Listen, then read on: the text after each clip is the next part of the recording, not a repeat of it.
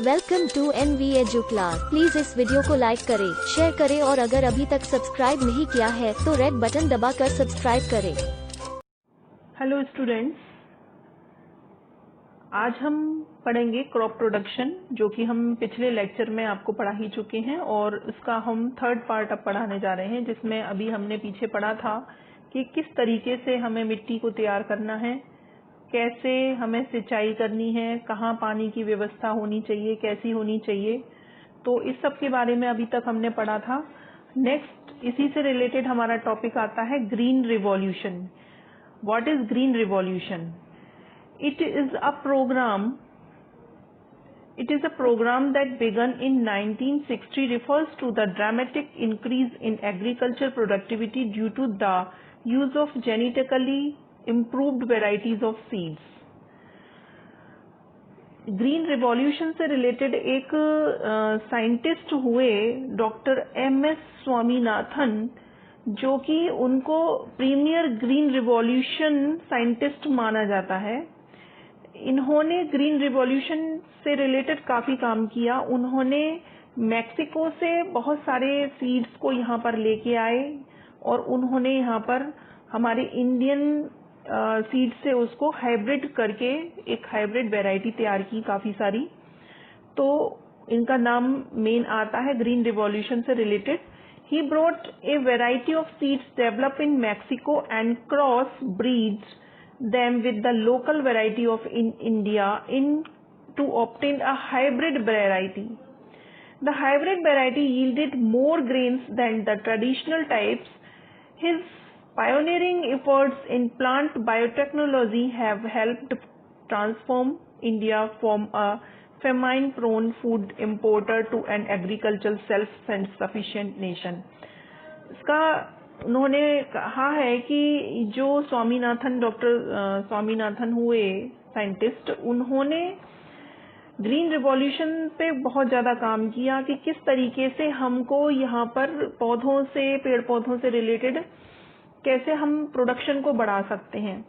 उन्होंने मैक्सिको से सीड्स मंगाए, इंडियन वैरायटी से उसको हाइब्रिड किया और एग्रीकल्चर सेल्फ सफिशिएंट नेशन को एक तैयार करने में उन्होंने हमारी मदद की। तो ये तो हुआ हमारा ग्रीन रिवॉल्यूशन। अब इसमें ये होता क्या है, हाइब्रिड वैरायटी क्या चीज होती है, इसके बारे में हम पढ़ेंगे। हाइब्रिड वैरायटी क्या है? हाइब्रिडाइजेशन एंड इमेस्कुलेशन, इसका हमारा आगे पढ़ेंगे। हाइब्रिडाइजेशन क्या होता है?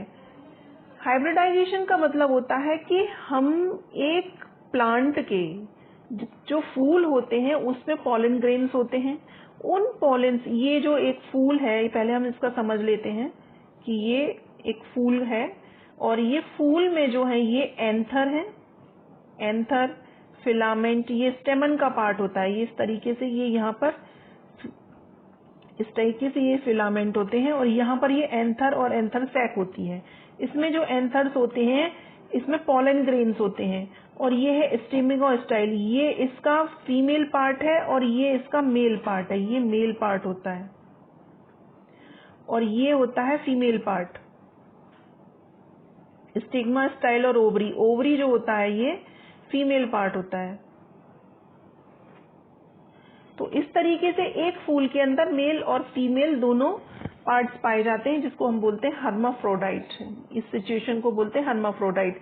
तो हम हाइब्रिडाइजेशन में क्या करते हैं? हाइब्रिडाइजेशन में हम क्या करते हैं, इसके जो पॉलन ग्रेन्स होते हैं, ये जो यहाँ पर पॉलन ग्रेन्स जो हैं, इनको हम हटा देते हैं यहाँ से। ये है पहले समझ लेते हैं इसको। By the hybrid variety, hybrid variety से क्या मतलब है? When two dissimilar types of plants are crossed, the resulting plant which have some characteristics of both the parent plants is called hybrid variety. यानी हम एक ट्रेडिशनल वेराइटी को किसी नई वेराइटी, जो कि हम चाहते हैं कि ऐसी अच्छी होनी चाहिए वेराइटी, तो उससे हम हाइब्रिड करा देते हैं, उसको क्रॉस करा देते हैं। क्रॉस कराने के बाद जो वैरायटी तैयार होगी उसमें हमारे डिजायरेबल करेक्टर्स होंगे, उसमें हम जो चाहेंगे कि ये करेक्टर्स होने चाहिए वो उसमें पाए जाते हैं। The process of crossing genetically dissimilar plants is called hybridisation, यानी डिसिमिलर प्लांट्स को क्रॉस करने की प्रक्रिया को हाइब्रिडाइजेशन कहते हैं। The process of hybridisation help to produce crop variety with desirable characters. Hybridisation क्यों कराया जाता है? हम अपनी इच्छा के अनुसार कौन सी वेराइटी चाह रहे हैं उसको प्रोड्यूस करना, उसको हम जो है हाइब्रिडाइजेशन के जरिए प्रोड्यूस कर सकते हैं। जैसे हमें अच्छी क्वालिटी के सीड्स चाहिए, तो हम उसके सीड्स का, अगर हमें किसी प्लांट के कलर को चेंज करना है तो हम उसी हिसाब से डिजायरेबल कलर भी चेंज कर सकते हैं हाइब्रिडाइजेशन के जरिए। नेक्स्ट हमारा टॉपिक आता है emasculation. What is emasculation? Emasculation is a hybridization technique which involves the prevention of self pollination. Self pollination क्या होता है? सेल्फ पॉलिनेशन होता है किसी भी फूल के जो वो है पॉलन ग्रेन्स होते हैं, वो अगर उसी प्लांट के उसी फूल पर अगर वो पॉलिनेशन गिर जाते हैं, पॉलिनेशन होता है, वो पॉलन ग्रेन्स उसी फूल पर गिर जाते हैं, तो उसको हम कहते हैं सेल्फ पॉलिनेशन। और अगर किसी दूसरे प्लांट के दूसरे फूल पर गिरते हैं तो उसको हम कहते हैं क्रॉस पॉलिनेशन। तो in this technique the anthers from flowers of one desirable variety are removed. इसमें क्या करेंगे इमेस्कुलेशन में कि जिस वेराइटी हमें नहीं चाहिए, जो कि एक प्लांट की जो वेराइटी है उसके हम anther from the flower of one desirable variety are removed. जिसके हमें डिजायरेबल वेराइटी चाहिए उसको हम एंथर्स को रिमूव कर देते हैं। रिमूव करने को हम बोलते हैं emasculation to allow pollens from the second desirable. अब जब हमने उसके पॉलेंस एंथर्स निकाल दिए तो अब उसकी स्टिग्मा जो है, यहां से ये पॉलेंस हैं, एंथर है ये, और ये स्टिग्मा है। तो अब इमेस्कुलेशन के जरिए हमने ये सारे यहां से एंथर्स तो हटा दिए, सिर्फ स्टिग्मा बची। इस स्टिग्मा पे हम अपने डिजायरेबल वैरायटी के जो है पोलन ग्रेन्स डाल देंगे। तो इससे क्या होगा, जो पॉलिनेशन होगा उससे हमारे मनचाहा जो प्रोडक्शन होगा।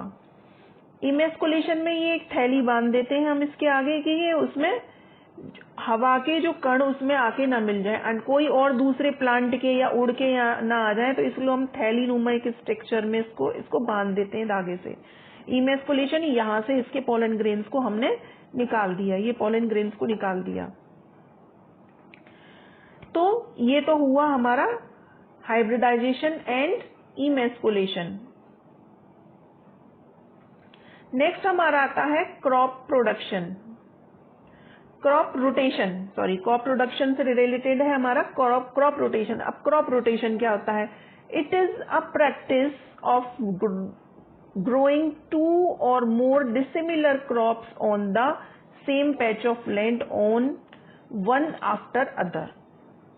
इसका मतलब है कि एक ही जमीन पर, एक ही भूमि पर, एक ही लैंड पर, एग्रीकल्चरल लैंड पर हम डिफरेंट क्रॉप्स को उगाएं। यानी 6 महीने हम एक क्रॉप कर लें, अगले साल के दूसरे 6 महीने जो होंगे उसमें हम दूसरी क्रॉप कर लें, तो इसको हम कहते हैं क्रॉप रोटेशन। क्या समझ में आया? क्रॉप रोटेशन होता है कि किसी भी लैंड पर साल में 2 फसल तैयार हो जाएं, 2 क्रॉप्स तैयार हो जाएं जो कि डिफरेंट हो। तो एग्जाम्पल के रूप में हम समझते हैं, for example wheat and paddy use up a lot of nitrogen from the soil, thus the soil become deficient in nitrogen after the crop of harvested. This can be replenished naturally if leguminous plants such as peas, soyabean or green beans are shown after wheat and paddy। अब ये leguminous plant जो हमने इसमें example में ये है कि गेहूं और पैडी की जो फसल होती है उसमें ज्यादा से ज्यादा नाइट्रोजन ले लेते हैं ये प्लांट्स। तो जब ये नाइट्रोजन इसमें एब्जॉर्ब हो जाती है तो मिट्टी में नाइट्रोजन की कमी हो जाती है। इस नाइट्रोजन की कमी को पूरा करने के लिए हम जो अगली फसल होगी उसको हम लेगुमिनस जो प्लांट्स होते हैं, लेगुमिनस फैमिली के प्लांट्स होते हैं, उसको उगाते हैं। तो जैसे लेगुमिनस फैमिली के प्लांट्स हैं soybean, pea, green beans and ये all these are the leguminous plant family. Next हमारा आता है leguminous plants have a special type of nitrogen fixing bacteria. इसके अंदर नाइट्रोजन फिक्सिंग बैक्टीरिया पाए जाते हैं in their roots which help in restoring the nitrogen content of the soil. Wheat or any other crop can thereafter be shown in the subsequent season. इसका मतलब leguminous plants जो होते हैं वो उसकी जड़ों में नाइट्रोजन फिक्सिंग बैक्टीरिया पाए जाते हैं। तो वो क्या करते हैं, नाइट्रोजन कंटेंट को उसमें सॉइल में बनाए रखते हैं। और wheat or any other crop can thereafter be shown in the subsequent season. अब अगर लेगुमिनस प्लांट की कोई हमने फैमिली की कोई फसल की है और उसके बाद हम कोई दूसरी फसल करें तो उसमें नाइट्रोजन की मात्रा बढ़ जाएगी, जो कि इसकी जड़ों में लेगुमिनस नाइट्रोजन फिक्सिंग बैक्टीरिया पाए जाते हैं। और ये बैक्टीरिया जो उसकी जड़ों में होते हैं और ये जड़ जो होती है मिट्टी में होती है, तो उसका कुछ पार्ट जो होता है वो मिट्टी में रह जाता है और जो नाइट्रोजन होती है वो मिट्टी में मिल जाती है। और जब हम दूसरी फसल करते हैं तो वो उस फसल में वो काम आती है। अब हम आते हैं, ये हमने इसका एग्जाम्पल लिया है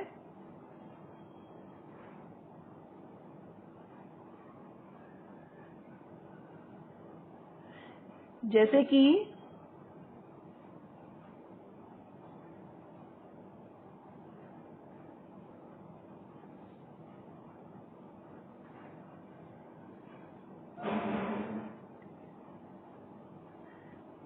ये है ग्रीन बीन्स, ये एग्जाम्पल है ग्रीन बीन्स।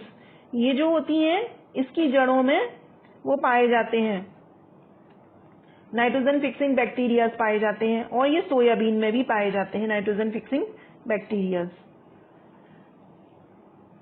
नेक्स्ट हमारा आता है मिक्स कल्टीवेशन। मिक्स कल्टीवेशन क्या है? मिक्स कल्टीवेशन, मिक्स जैसा कि इसका नाम है, मिक्स फसल उसमें तैयार की जाती हैं।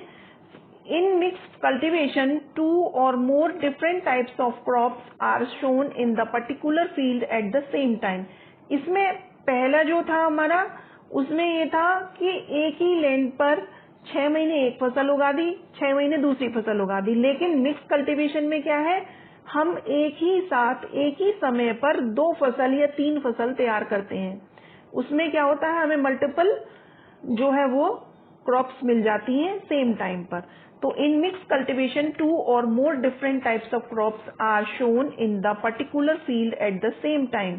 The crop chosen are such that the nutrients need of one crop are fulfilled by the other. इसका एग्जाम्पल क्या है? A leguminous crop can be shown on one patch of land and a cereal wheat or rice. जैसे leguminous crop हो गई जैसे मटर, और दूसरी जो सीरियल है वो व्हीट और राइस दूसरे पेज पे कर दी, एक पेज पे हमने मटर की कर दी। The advantage of this method is that 2 or more crops can be grown at the same time. एक ही समय पर हमको डिफरेंट क्रॉप्स मिल सकती हैं, इसका ये फायदा होता है। अब हमारा नेक्स्ट टॉपिक आता है बायोलॉजिकल नाइट्रोजन। ये क्या है biological nitrogen? Biological nitrogen, nitrogen आपने सुना ही होगा, इसका जो सिंबल है वो N है। और नाइट्रोजन जो होती है वो एटमॉस्फेयर में गैस फॉर्म में रहती है और इसको जो है वो हमारे एटमॉस्फेयर 71% इसका पाया जाता है, 71% पाई जाती है, जो कि सभी गैसेस में सबसे ज्यादा होती है। फॉर्मेशन ये जो होती है नाइट्रोजन इसलिए जरूरी है हमारे biological molecules such as amino acid, proteins and nucleic acid. जितने भी हमारे बायोलॉजिकल इवेंट्स हैं, बायोलॉजिकल प्रोसेसेस होते हैं, जैसे उसमें हमें अमीनो एसिड, प्रोटीन और न्यूक्लिक एसिड जो होते हैं वो नाइट्रोजन से ही मिलकर बने होते हैं। Nitrogen occur in the atmosphere at the nitrogen in the form of nitrogen gas, gas की फॉर्म में रहती है, 71% होती है एटमॉस्फेयर में। Most plant can take up nitrogen in 2 forms. अब ये जो प्लांट्स होते हैं वो नाइट्रोजन को डायरेक्टली एब्जॉर्ब नहीं कर पाते हैं, ये जो रहते हैं अमोनियम आयन और नाइट्रेट आयन की फॉर्म में लेते हैं। ये जो नाइट्रोजन है, इसका जो फॉर्मूला नाइट्रोजन है, ये नाइट्रोजन डायरेक्टली एब्जॉर्ब नहीं होती है प्लांट्स के जरिए। नाइट्रोजन पहले कन्वर्ट होती है अमोनियम आयन में और नाइट्रेट आयन में, NO3 आयन में ये कन्वर्ट हो जाती है। This is accomplish through nitrogen cycle. ये जो होती है वो नाइट्रोजन साइकिल के थ्रू पूरा होता है। अब हम समझते हैं नाइट्रोजन साइकिल क्या है। नाइट्रोजन साइकिल है, it is the natural, nitrogen cycle वो है कि किस तरीके से एटमॉस्फेयर की जो नाइट्रोजन है वो प्लांट्स ने एब्जॉर्ब की, मिट्टी ने एब्जॉर्ब की, मिट्टी से वो किस तरीके से वापस एटमॉस्फेयर में मिली, यही नाइट्रोजन साइकिल होती है। It is a natural cyclic process in which atmospheric nitrogen enters the soil and become a part of living organism before returning to the atmosphere। इसका मतलब है कि एटमॉस्फेयर की जो नाइट्रोजन है वो सॉइल में आती है, सॉइल से फिर जो होती है वो प्लांट्स में या एनिमल्स में पहुंचती है, फिर उसके बाद वापस किस तरीके से दोबारा से एटमॉस्फेयर में मिल जाती है, यही जो है वो है। इस तरीके से हम इसको समझ सकते हैं। अभी इसको हम एक डायग्राम के जरिए आपको समझाते हैं कि ये है हमारा नाइट्रोजन साइकिल। ये है नाइट्रोजन साइकिल, हमने एक यहाँ पर नाइट्रोजन साइकिल बनाई है। इसमें सबसे पहले एक हम यहाँ पर ये नाइट्रोजन बिजली के चमकने से और नाइट्रोजन फिक्सिंग बैक्टीरियाज के जरिए यहाँ पर ये फर्स्ट स्टेप में यहाँ पर ये नाइट्रोजन बनी। नाइट्रोजन जो होती है वो एटमॉस्फेयर में होती है। पहले हम एक चीज और समझ लेते हैं,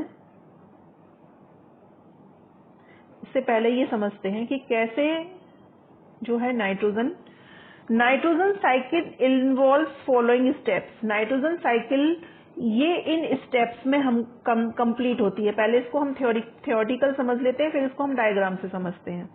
फर्स्ट स्टेप में क्या होता है, fixation of atmospheric nitrogen. Atmosphere की जो नाइट्रोजन होती है वो किस तरीके से आगे फिक्स हो जाती है और अमोनियम नाइट्रेट में कन्वर्ट होती है, किस तरीके से, ये समझाया इसमें। ड्यूरिंग लाइटिंग, जब बिजली चमकती है, आसमान में जब बिजली चमकती है तो एटमॉस्फेयर को नाइट्रोजन और ऑक्सीजन मिलके नाइट्रोजन ऑक्साइड बना देती है।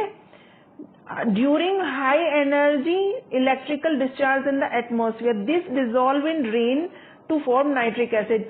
अब ये जो एटमॉस्फेयर की नाइट्रोजन और ऑक्सीजन मिलके नाइट्रोजन ऑक्साइड बनाई, वो बारिश में मिल जाती है और बारिश के पानी के जरिए वो नाइट्रिक एसिड बना देती है, HNO3। नाइट्रिक एसिड बना देती है। When natural minerals like limestone present in soil react with nitric acid soluble nitrates, ये जो नाइट्रिक एसिड है फिर वो जो उसमें कैल्शियम से मिलके कैल्शियम नाइट्रेट बना देता है। अब किसी तरीके से ये नाइट्रिक एसिड मिट्टी में अगर कोई कैल्शियम कंटेंट है तो उस कैल्शियम से मिलके कैल्शियम नाइट्रेट बना देता है and form which can be absorb by the plants. ये कैल्शियम नाइट्रेट जो होती है वो प्लांट्स के जरिए एब्जॉर्ब कर ली जाती है।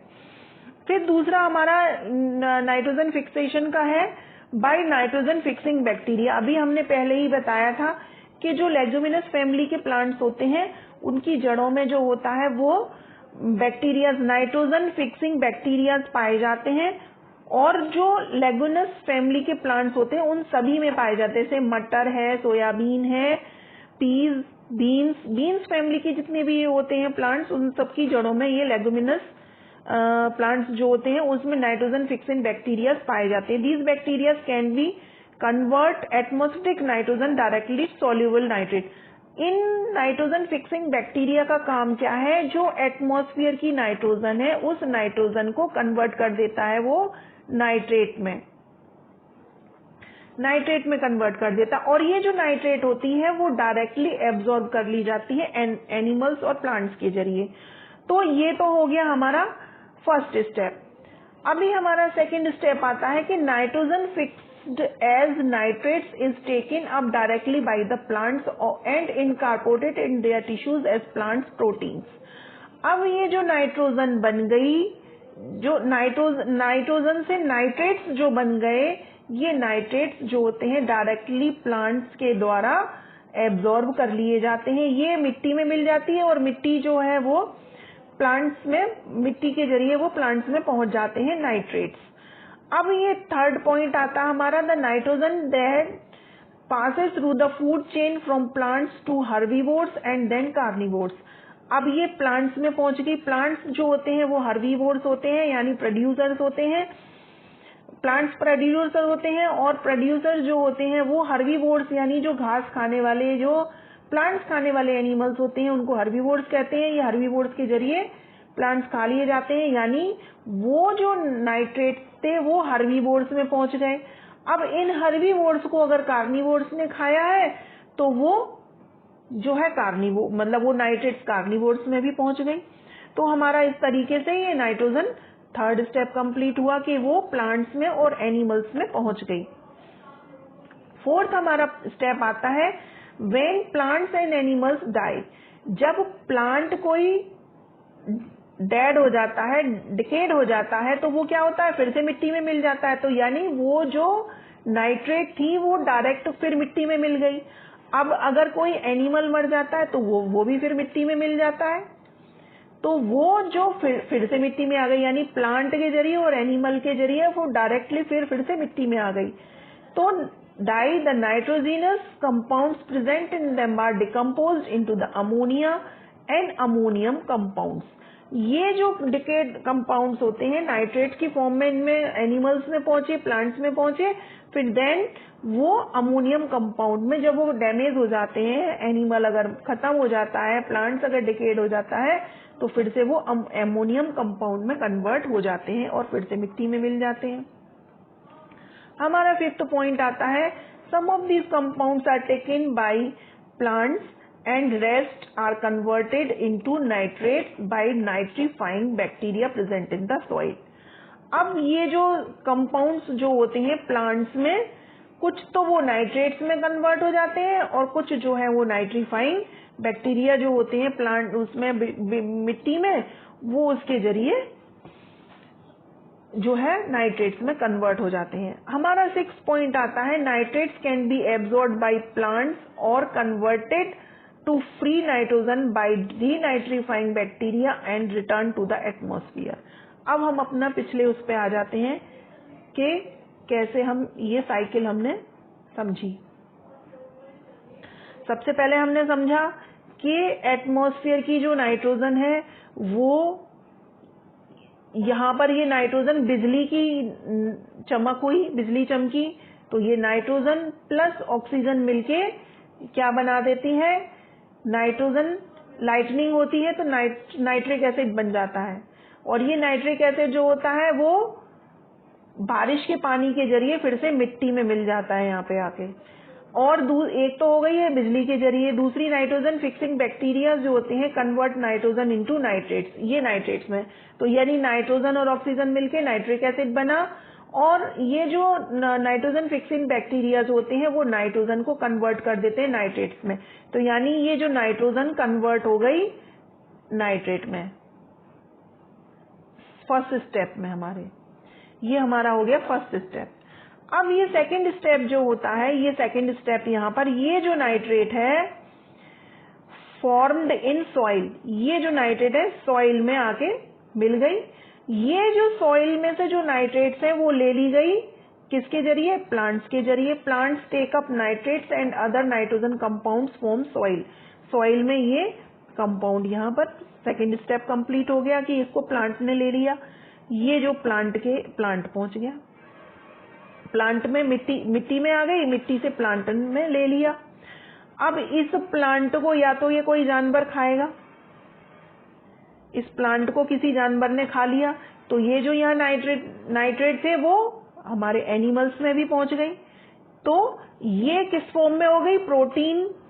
प्रोटीन की फॉर्म में। यहाँ पर ये प्लांट्स में हो गई थर्ड स्टेप। ये सेकंड, ये फर्स्ट हुआ हमारा, यहाँ पे नाइट्रिक एसिड बन गया नाइट्रिक, इसमें सेकंड में ये मिट्टी में मिल गई, मिट्टी से प्लांट में मिल गई, प्लांट में आ गई, और ये थर्ड स्टेप में ये एनिमल में ले ली। अब ये प्लांट और ये एनिमल जब डैमेज हो जाते हैं, डिकेड हो जाते हैं, डिकेड एंड एक्सक्रीट, और ये डिके हो जाते हैं, तो ये फोर्थ स्टेप में क्या हुआ? नाइट्रोजन कंपाउंड इन सॉइल, ये डायरेक्ट फिर से मिल जाते हैं हमारे मिट्टी में। ये भी जब डैमेज हो जाते हैं तो ये भी मिट्टी में मिल जाते हैं। अब ये जो मिट्टी में फिर से नाइट्रोजन लौट आई हमारी, ये जो नाइट्रोजन है वो नाइट्रीफाइंग बैक्टीरिया के जरिए फिर से दोबारा मिट्टी में मिल जाती है। और दूसरा नेक्स्ट स्टेप में आता है, या तो ये नाइट्रोजन कुछ मात्रा में तो प्लांट्स के द्वारा ले ली जाती है और फिर से दोबारा वापस मिट्टी में मिल जाती है। कुछ जो नाइट्रेट्स होते हैं फॉर्म्ड इन सॉइल, ये denitrifying bacteria convert nitrates into nitrogen. जो हमारी नाइट्रेट बनी थी, ये जो नाइट्रेट बन गई, ये नाइट्रेट जो है डीनाइट्रीफाइंग बैक्टीरिया के जरिए फिर से नाइट्रोजन में कन्वर्ट हो जाती है और एटमॉस्फेयर में मिल जाती है। तो यहाँ से नाइट्रोजन स्टार्ट हुई और फिर से यहीं पर आकर मिल गई। तो ये इस तरीके से हमारा नाइट्रोजन साइकिल कंप्लीट होती है। इसको एक बार और हम समझ लेते हैं इस तरीके से। नाइट्रोजन हमारी एयर में है, फिर बिजली की चमक के साथ और फर्टिलाइजर और बैक्टीरिया के जरिए ये जो है वो मिट्टी में मिल गई नाइट्रेट की फॉर्म में।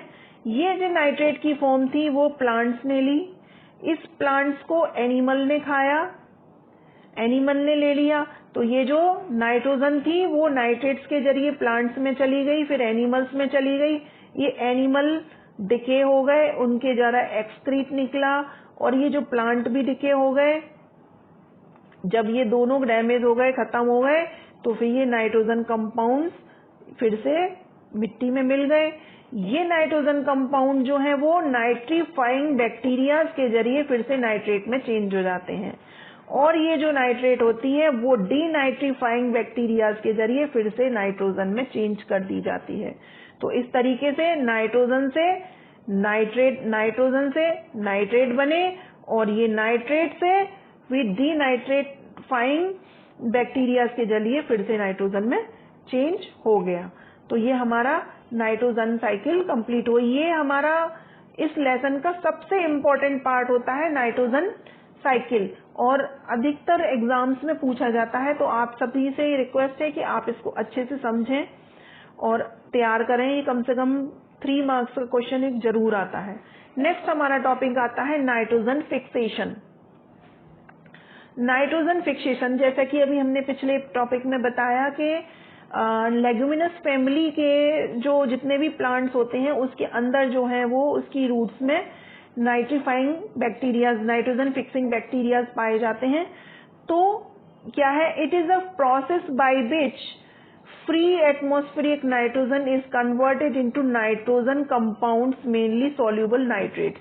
यानी जो नाइट्रोजन है वो नाइट्रेट्स में कन्वर्ट हो जाती है।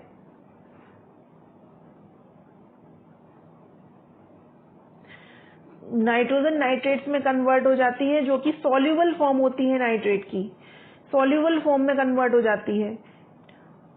In nature, biological nitrogen fixation takes place through microorganism containing the enzyme nitrogenase, which catalyze the conversion of an atmospheric nitrogen into ammonia. ये जो नाइट्रोजन फिक्सिंग बैक्टीरियाज होती हैं वो नाइट्रोजन को अमोनिया में चेंज कर देते हैं। The ammonia is used by the plant for the synthesis of biological molecules such as the amino acid, proteins and nucleic acid. हमारे जितने भी बायोलॉजिकल प्रोसेस होते हैं उसमें नाइट्रोजन जो होती है वो अमीनो एसिड, प्रोटीन और न्यूक्लिक एसिड बनाने के काम आती है। Nitrogen fixing bacteria live independently of other organisms. Nitrogen fixing bacteria जो होती हैं वो इंडिपेंडेंटली ऑर्गेनिज्म में रहते हैं, और दूसरे जो होते हैं live in symbiosis association. Symbiosis association का मतलब होता है कि एक प्लांट जो होता है उसमें बैक्टीरिया रहते हैं, तो बैक्टीरिया किसी तरीके से उनको हेल्प करते हैं और वो प्लांट उनको रहने के लिए जगह देता है, तो इसको हम कहते हैं symbiotic association. Which with plants और विद ऑर्गेनिज्म, ये होते हैं प्लांट और ऑर्गेनिज्म के बीच में।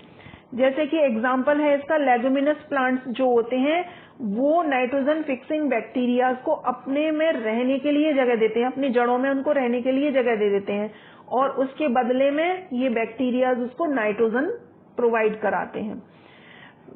जैसे पी प्लांट जो होता है, इस लेगुमिनस प्लांट का कंटेन राइजोबियम, इसमें वो रहता है बैक्टीरिया, राइजोबियम बैक्टीरिया का नाम है। ये है nitrogen fixing bacteria, a species of symbiotic within their root nodules, root में इसमें पाए जाते हैं। अदर लेगुमिनस प्लांट्स, पी के अलावा दूसरे कौन कौन से लेगुमिनस प्लांट्स हैं, वो हैं सोयाबीन, अल्फाल्फा, कॉमन बीन, पीनट, क्लोवर और लेंटिन। ये सब जो होते हैं वो सब जो है लेगुमिनस फैमिली से आते हैं। तो ये हमारा हुआ नाइट्रोजन फिक्सेशन। नेक्स्ट, ये इसमें हमने ये बताया है कि किस तरीके से रूट नोड्यूल्स में ये छोटे छोटे बैक्टीरियाज यहाँ पर ये दिखाई दे रहे हैं, ये नोड्स दिखाई देती हैं, इस तरीके से नोड्स होती हैं, ये जो दिखाई दे रही हैं, इनमें नाइट्रोजन फिक्सिंग बैक्टीरिया रहते हैं। नेक्स्ट हमारा आता है, अब तक तो हमने पढ़ा कि प्लांट से किस तरीके से फूड हमको मिलता है। अब हम पढ़ेंगे फूड फ्रॉम एनिमल्स। एनिमल से फूड हमको कैसे मिलता है। वैसे तो खाना जो होता है, rearing of animals on a large scale is called animal husbandry. Animal husbandry हम उसको कहते हैं कि ज्यादा मात्रा में खाने को मिलना, खाना हमें चाहिए ज्यादा मात्रा में, हमको एनिमल्स को हम जो है पालते हैं खाना लेने के लिए, खाना ज्यादा मात्रा में बनाने के लिए हम जो है एनिमल्स को पालते हैं। तो एनिमल्स को बिजनेस के रूप में पालना ही एनिमल हस्बेंड्री कहलाता है। Large scale rearing of production of fish is called pisciculture. मछली पालन को हम इंग्लिश में पिसीकल्चर कहते हैं। अगर बड़े स्केल पर अगर हम मछली को पालते हैं तो उसके प्रोडक्शन को पिसीकल्चर कहते हैं, और बड़ी स्केल पर अगर हम मधुमक्खी यानी हनी बीज को पालते हैं तो उसको हम कहते हैं एपीकल्चर। और पक्षियों को पोल्ट्री एनिमल्स कौन से, such as chicken, ducks, turkey, geese yield us egg. Poultry animals जो होते हैं उनसे हमको मिलता है एग्स, और इनसे हमको फ्लैश भी मिलता है कुछ एनिमल्स से। तो flesh of animals such as goat, chicken, fish is also eaten as food. खाने के रूप में इन सब चीजों को भी हम मिलता है। We obtain milk from animals such as cow, buffalo and the goat. Milk yielding animals are also called milch animals.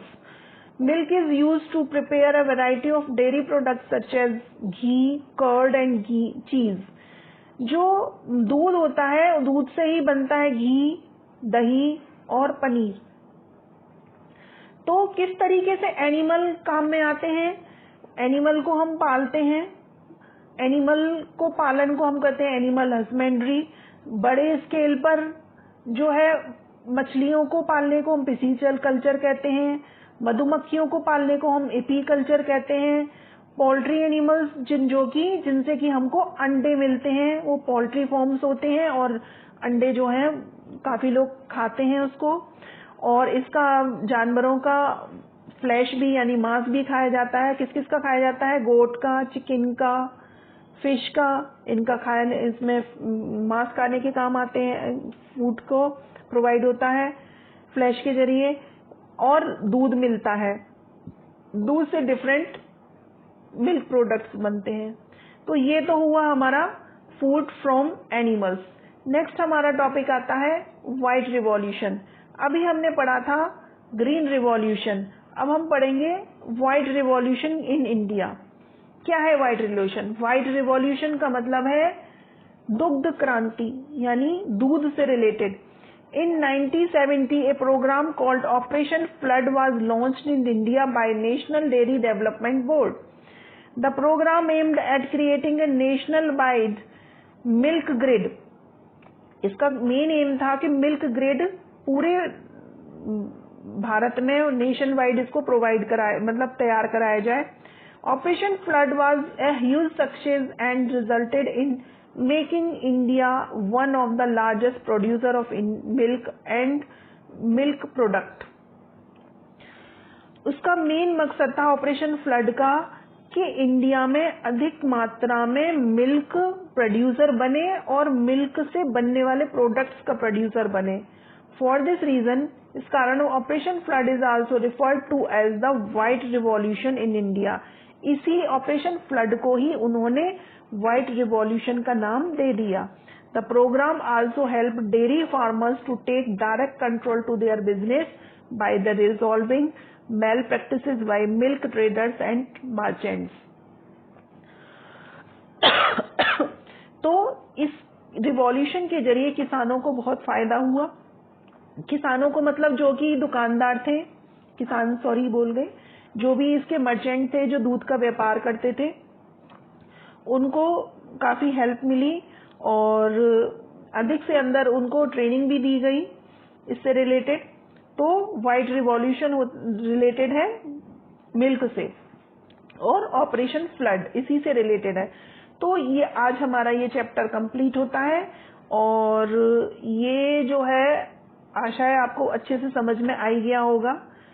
3 इसको लेक्चर्स में हमने कंप्लीट किया है और इससे रिलेटेड आपको कोई क्वेरी हो तो प्लीज आप हमें कमेंट्स में मेंशन करें और हमारी वीडियोस को लाइक करें, शेयर करें, सब्सक्राइब करें और बेल आइकन दबाना ना भूलें, जिससे कि आपको नई आने वाली वीडियोस की नोटिफिकेशन मिलती रहे।